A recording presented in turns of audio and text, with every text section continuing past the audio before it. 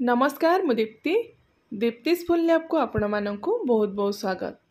आज आम बनैबा होटेल ठू भी पूरा नरम आउ टेस्टी तंदूरी रोटी।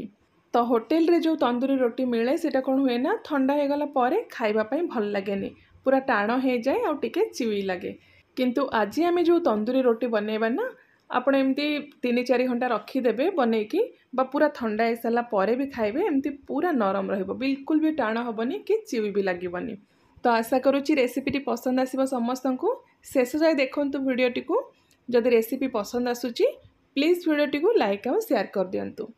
तो होटेल स्टाइल रे बा होटेल टू पूरा नरम और टेस्टी तंदूरी रोटी बनवाई फास्ट ये देखूँ एमती गोटे मिक्सिंग बोल रे आमे नहीं गोटे बाउल मैदा ता सहित गोटे बाउल अटा।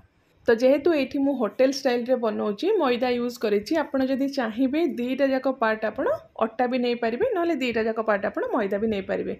मुझे गोटे भाग नहीं मैदा ता सहित गोटे भाग नहीं अटा। तो ये ना सेमती किसी फिक्स मेजरमेंट मु रखिनी। नॉर्मल साइज रो जो घरे बोल अच्छी से 2 बोल आप मापिकी नहीं अटा बा मैदा मिक्स करके ना खाली मैदा नहीं पारे ना खाली अटा भी नहीं पारे।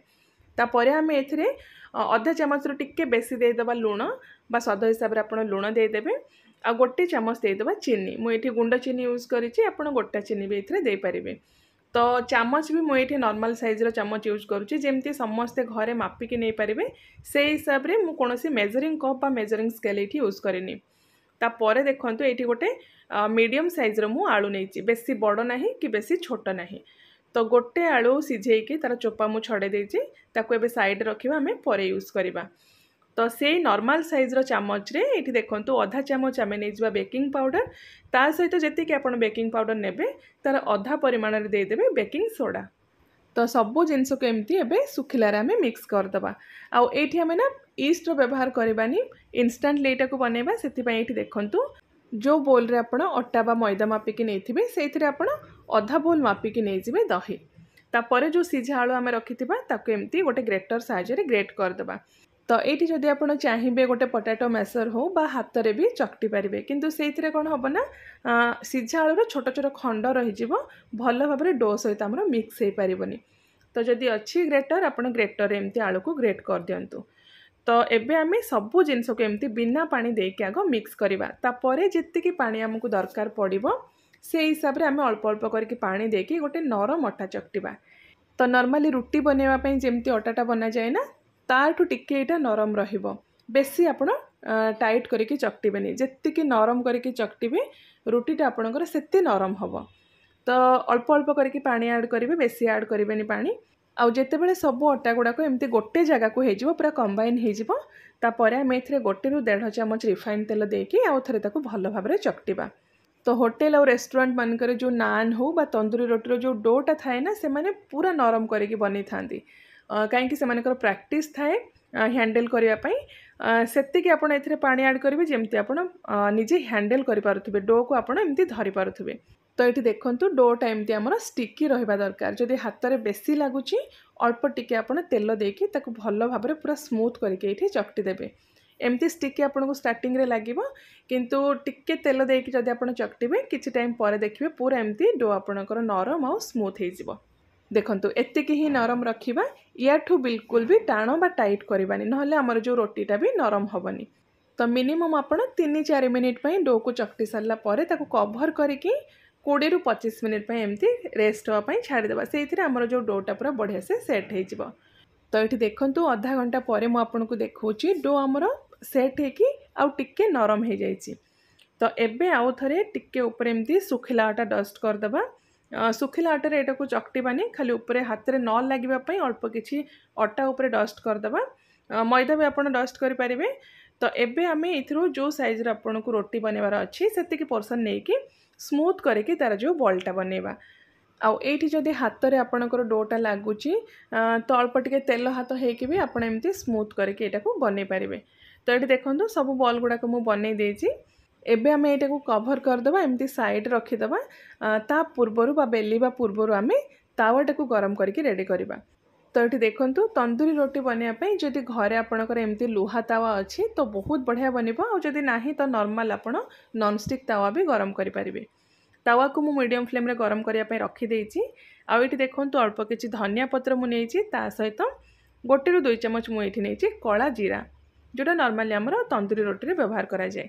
तापर सुखिला अटा अल्प किसी मुझे नहीं फर्स्ट आम रोलिंग बोर्ड उपर अल्प किसी सुखिला अटा एमती डस्ट करके नॉर्मली आपड़ जमी घरे रुटी बनाती ना सेमती आप रुटी बनइबे। तो ये यहाँ टिके सुंदर देखा मुझे ओवल सेप्र रखुची आपड़ जदि चाहिए नॉर्मल राउंड सेप्र भी बन पारे। तो अल्प टिके एमती आम बेलिकी ताऊपर धनिया पत्र जोटा आम छोट छोट करके काटी अल्प किसी कला जीरा एमती डस्ट करके आउ थे आम बेलीदबा। तो ये आपड़ जो रुटीटा बनइबा ना बेसी पतला करेंगे कि बेसी मोटा भी रखिबेनी। देखंतु मीडियम थिकनेस रखिके आपड़ बेलिबे। नॉर्मल रोटी जी पतलारे बनाती ताठू टिके मोटा करके यहाँ बेलिबे। तो एबे कौन करबा ना जो साइड रे आमे देइथिबा धनिया पत्र आउ कला जीरा तार अपोजिट साइड रे आमे पानी टिके लगेबा। भल भाबरे आपण पानी एथरे लगेबे चारियाडे पूरा लगे देबे एमती। तापरे आंगुठी साहाय्य आपण टिके एमती हल्का प्रेस कर देबे। बेसी प्रेशर देबेनी हल्का हाथ रे एमती टिके गोटे गोटे जगह एमती प्रेस कर देबे। तापरे एटा हमर सेकिबा पई पूरा रेडी हे गला। आउ तावा भी आमर एपटे गरम हो जाइए। गरम तावारे आम यहाँ को जो पट साइड पानी लगे सेपट साइड रे एमती तावा उपर रखीदबा। पानी दबार रिजन है जो रोटीटा आम बनइबा सेटा तावारे पूरा बढ़िया से लाखिकी रहिबो बिल्कुल भी छाड़बनी। आउ से जो स्टीम रे रोटीटा आमर पूरा बढ़िया से फुलिबो।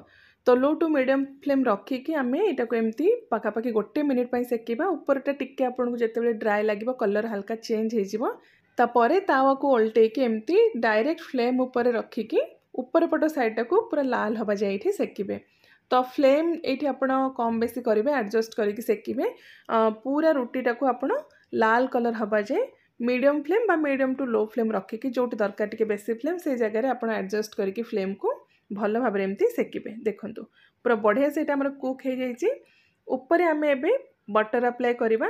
जदि आपड़ चाहिए एमती बिना बटर भी खाई पारे किंतु बटर टिके लगेदेले ये आहुरी सॉफ्ट हुए और खाइबा भी टेस्टी लगे।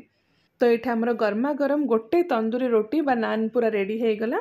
ये आप गर्मा गरम खातु कि 2-3 घंटा पर ठंडा हो सारापर खातु सेमती ही पूरा नरम रहिबो। किंतु गरम थिबा स्टेज रे ये जो रोटी बा नानटा एते नरम थाए जे गोटे जगह आप आराम से 2 ରୁ 3टा खाईदेवे। आउ या सहित किसी मसालेदार जदि तरकारी हो ना ताहले तार जो कॉम्बिनेशनटा बहुत बढ़िया लगे। देखंतु रुटी आमर ये केते नरम होइछि। ए रुटीटा ये बिल्कुल भी गरम नहीं पूरा ठंडा हो जाइए तथापि रुटी आमर बहुत नरम अच्छी। जदि आप घरे ट्राए करूचंती केबे भी बनैचंती तंदूरी रोटी बा नान नरम होउची किंतु ठंडा हो गला परे सेटा पुणी टाण हो जाउची खाइबा पई भल लागुनी बा टिके चिवी लागुची।